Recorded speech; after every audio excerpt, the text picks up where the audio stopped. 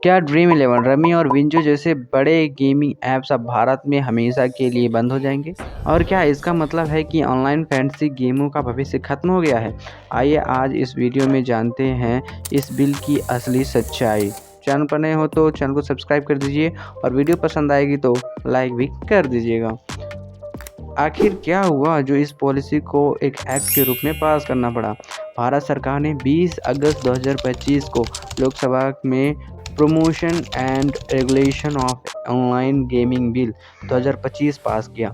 इसके बाद राज्यसभा में भी इसकी मंजूरी मिली और 22 अगस्त 2025 को राष्ट्रपति द्रौपदी मुर्मू ने इस पर हस्ताक्षर करके इसे कानून बना दिया। अब जैसे ही सरकार इसको नोटिफाई करेगी, यह कानून पूरे भारत में लागू हो जाएगा। क्यों लाया गया ये कानून? सरकार का कहना है कि पैसे वाले गेम से नशे की लत लगती है। जो हमारा यूथ है वो कर्ज और आर्थिक नुकसान से घिरा पड़ा है। मनी लॉन्ड्रिंग और ट्रेडर फंडिंग जैसे खतरे बढ़ रहे हैं। इसी वजह से इस सेक्टर को रोककर ई स्पोर्ट और स्किल बेस्ड गेमिंग को बढ़ावा देने का फैसला किया गया है।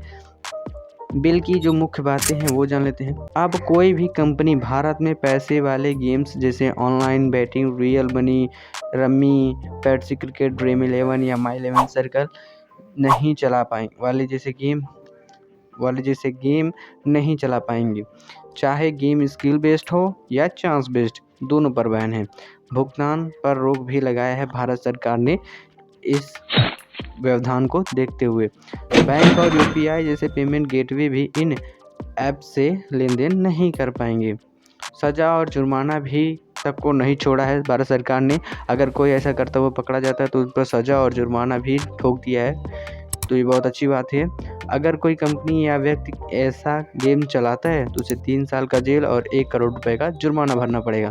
अगर कोई इन गेम्स का विज्ञापन करता है, लाइक प्रचार करता है, जैसे वो रोहित शर्मा करते हैं ना, मेरी गाड़ी ले जाओ, या फिर शुभमन गिल करता है सर्कल में आ जा, इस तरीके के गेम, उन लोगों पर भी 2 साल का जेल और 50 लाख का जुर्माना लगा हुआ है। बार बार अगर ये उल्लंघन करते हैं इस एक्ट के तहत जो पास की गई है, बार बार उल्लंघन करने पर 5 साल तक की जेल और 2 करोड़ जुर्माना भी देखा गया।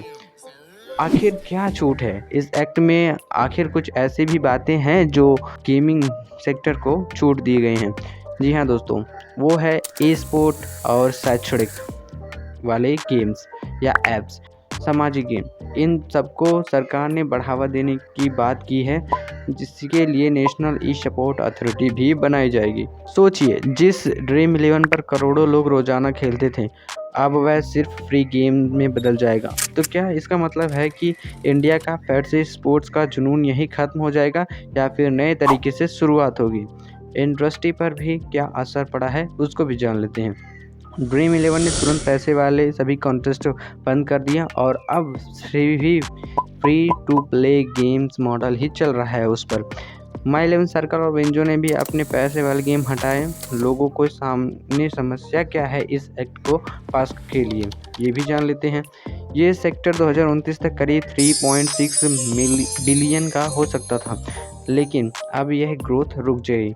कई कंपनियों को बंद करना पड़ सकता है, जिसमें नौकरी और निवेश का बड़ा असर पड़ेगा। सरकार को हर साल 15 से 20 हज़ार करोड़ का जीएसटी का नुकसान भी सहना पड़ सकता है। लेकिन गाइस, अगर इन्हीं पैसों का लोग कोई वॉच खरीदे, नमक खरीदे या फिर कुछ भी खरीदेगा तो सरकार को तो टैक्स चल ही जाएगा। सरकार की चिंता आप लोग मत कीजिए। और सबसे बड़ी चिंता ये है कि लोग अब विदेशी और अवैध ऐप्स की ओर जा सकते हैं, लाइक वीपीएन यूज़ करके कोई भी जो होते हैं ना, जैसे स्पिन 777, इन सभी गेम पर ज़्यादा जा सकते हैं। अब बात करते हैं इस एक्ट पास करने पर क्या फ़ायदे हैं और क्या नुकसान है, तो उसको जानते हैं। युवाओं को आर्थिक नुकसान से बचाया जा सकता है। भारत में स्पोर्ट और गेमिंग इस इंडस्ट्री को नया बढ़ावा मिलेगा।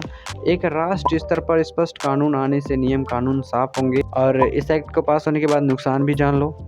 स्टार्टअप और करोड़ों रुपए का निवेश प्रभावित हो सकता है, लाइक जो मतलब ट्रेडिंग करते हैं, ट्रेडर्स के लिए थोड़ा तो है, जो म्यूचुअल फंड में इन्वेस्ट किए होंगे इन सभी ऐप्स के लिए, उन सब के लिए थोड़ा दिक्कत होगा। लाखों नौकरियां खतरे में आ सकती हैं जो इन कंपनियों के लिए काम करती थी, उन लोगों की नौकरी भी खतरे में आ गई है भाई। टैक्स और सरकार की आमदनी में भी भारी कमी होगी। जैसे कि मैंने बताया है कि सरकार के टैक्स के बारे में आप चिंता मत कीजिए, सरकार तो किसी न किसी तरीके से हर तरीके से टैक्स ले ही लेगी। तो सरकार की बात छोड़ते हैं, बिना भारतीय रेगुलेशन वाले विदेशी ऐप्स का इस्तेमाल बढ़ सकता है। मतलब ना किसी साइट पर लोग जाकर वीपीएन यूज़ करके उसको खेलने लग जाएंगे, जो इंडिया के लिए अच्छा नहीं है। तो क्या यह बिल सच में युवाओं को बचाने वाला कदम है, या फिर इसमें लाखों नौकरियां और स्टार्टअप का भविष्य खतरे में डाल दिया है? आपका क्या मानना है? क्या भारत में रियल मनी लॉन्ड्रिंग की जगह अब ई स्पोर्ट और प्री टू एम राज करेंगे? अपने विचार कमेंट में बताइए, और वीडियो पसंद आई हो तो जैसा कि मैंने पहले ही कहा था, लाइक सब्सक्राइब कर दीजिए। मिलते हैं किसी नेक्स्ट वीडियो में, तब तक के लिए गुड बाय।